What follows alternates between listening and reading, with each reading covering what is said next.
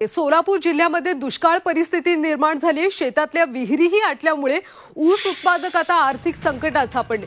पाण्याअभावी शेतातला ऊस करपून गेलाय, त्यामुळे शेतकऱ्यांना मोठं नुकसान सहन करावं लागतंय। आणि याचाच शेताच्या बांधावरून आढावा घेतलाय आमचे प्रतिनिधी अभिषेक आदेप्पा यांनी। संपूर्ण सोलापूर जिल्ह्यामध्ये दुष्काळजन्य परिस्थिती झालेली आपल्याला पाहायला मिळते।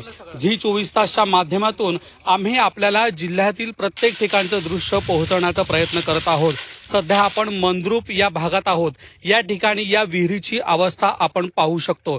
जवळपास ही 80 ते 90 फूट खोल अशी विहीर आहे।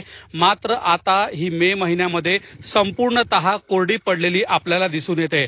या ठिकाणी काही शेतकरी हे आपल्यासोबत आहेत। आपण त्यांच्याकडून जाणून घेऊयात नेमकी काय अवस्था आहे। दादा, काय सांगाल, काय परिस्थिती आहे पाण्याची? गेल्या वर्षी आमचं 5 एकर ऊस अमृत नोनी गॅस्ट्रिन, अपचन, ऍसिडिटी, गॅस्ट्रबल ह्यापैकी तुम्हाला कुठलाही गॅस्ट्रिक प्रॉब्लेम झाला, उपाय एकच, अमृत नोनी गॅस्ट्रिन होतं। या वर्षी पावसाळा नसल्यामुळे पूर्ण विहिरी आटले, बोरसंचं पाणी कमी झालं, जनावरला प्यायला पाणी दुसरीकडनं लांबून आम्ही वाहतूक करतो।